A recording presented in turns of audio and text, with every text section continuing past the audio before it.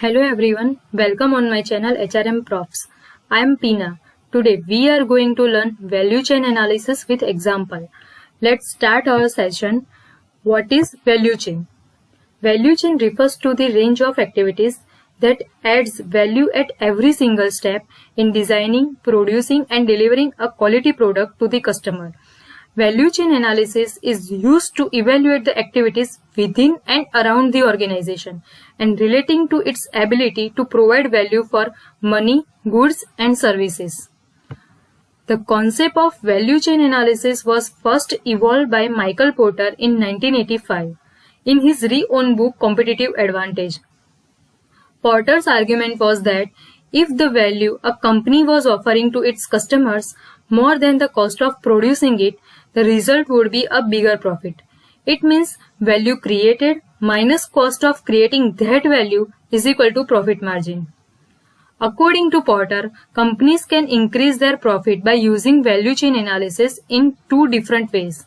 First, cost leadership, cutting production cost and streamlining process in order to increase profitability. And second is competitive differentiation. It's increase perceived value by offering a unique or highly valued service. For example, if your company develops apps, what you can do for profit? You can gain cost leadership by cutting contracting costs or gain competitive differentiation by creating more value in your product to demand a higher price tag. Even you can also combine that two methods. For example, if you sell your product or service across many regions, states or countries, your target audience and production cost most likely differ by location.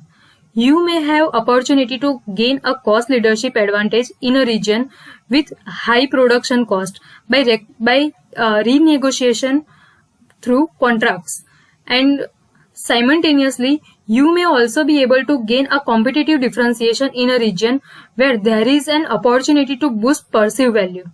Now, how you choose to use value chain analysis, the logic behind each method remains the same. The more value a company creates, the more profit it can make. Porter split business activities into two main categories for the purpose of value chain analysis. Porter's diagram shows 5 primary activities and 4 supportive activities. Primary activities are inbound logistics, manufacturing operations, outbound logistics, marketing and supply and services. And supportive activities are infrastructure, human resource management, technology and procurement. Let's understand primary activities. First is inbound logistics. It deals with receiving, storing and distributing of inputs. Means this includes costs like procure raw materials from suppliers, store it in warehouse and distributing raw material among the departments. Second is manufacturing operations. Conversion of input into finished products. This includes machinery costs, product assembly and packaging costs. Third is outbound logistics. It is concerned with the collection, storage and distribution of product or service to the customers. This cost includes collection of final product, store it in warehouse and distribute it to retailers. 4 is marketing and sales. It involves activity that create awareness among the general public regarding the product. It is promoting, advertising, sales and marketing. Means any activity that involves boosting awareness of your product or services and building valuable customer relationships. And 5th is services. All those activities that increase the value of product or services. Anything that is required to maintain the quality and value of your product during and after a sales. Second, supportive activities. It includes first infrastructure. Costs include departments like finance, planning, IT and legal. Second is human resource management. All processes and systems relating to managing the people in your organization such as recruiting, training and retention. Third is technology. Any budget that's been allocated to innovative activities such as developing and enhancing new and existing products and services. Fourth is procurement, means purchase. Purchase any material or inputs that allow a company to undertake its primary activities such as machinery, consumable and infrastructure. So these four are supportive activities. After conducting a value chain analysis, you will be able to identify value gaps in your operations, products and services. At this stage, you can decide your competitive advantage and establish measured goals that align with your desired outcomes. Now we discuss Apple's value chain management. Primary activities of Apple. First, inbound logistics. Apple's supply chain is large. Its top 200 suppliers provide the company within 98% of procurement expenditure for materials, manufacturing and product assembly. Most of these suppliers are located outside the United States in Asian countries like China, Japan and Taiwan. The suppliers are held to strict quality standards. For that, the company launched the Apple Procurement Program, which states every year the list of suppliers is revisited. Suppliers that meet Apple standards and provide a more competitive product are added to the list. Second is operations. Apple sources materials from across the globe. The bulk of its product assembly takes place in Asia. By taking advantage of lower labor and raw material cost in Japan and China, overall manufacturing costs are also cut.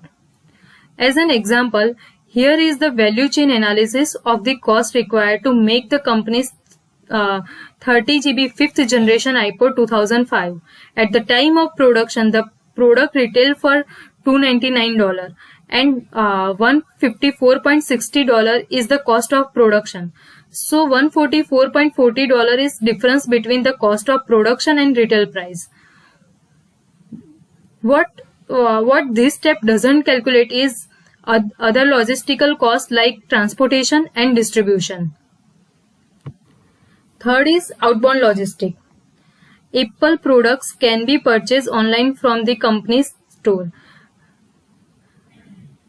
Online and from the company's store. Because of the company has hundreds of retail stores, it can capitalize on keeping any retail margins made through Apple sales.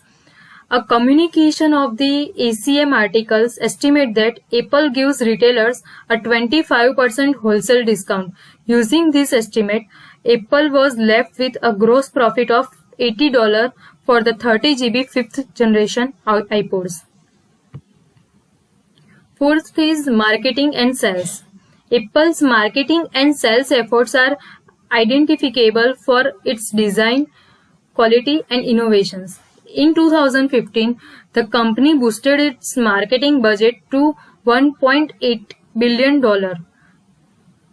explaining that an ongoing investment in marketing and advertising is important to development and sales of innovative products and technologies. Apple's approach to marketing and sales reflects its chosen competitive advantage, highlighting value. As CDEX founder Jacqueline points out that Apple reflects its perceived value not only in the cost of its products but also in its advertising. The same applies to their advertising strategy. They want to deliver the best. Fifth is service. Most products sold by Apple are initially covered by a 1-year warranty and 90 days of support from staff. Customers can book appointments for technical repairs or general product assistance. They also staff their store with trained Apple technicians who offer guided and interactive demos to customers. The allowing store visitors to engage with products in turn helps encourage them to buy. Now, Apple's support activities. First is research and development. Apple invests heavily in research and development. In 2019 alone, more than $16 billion was pumped into its R&D program to continue research into products that can maintain Apple's competitive advantage. The investment pays off in 2020. The company is releasing 7 new or refreshed products onto the market. Second is human resource management. Apple was crowned the most admired company for HR in 2019, reflecting its reputation on hiring and paying well. The company is known for recruiting top candidates and even poaching talent from other companies to get the best people working for them.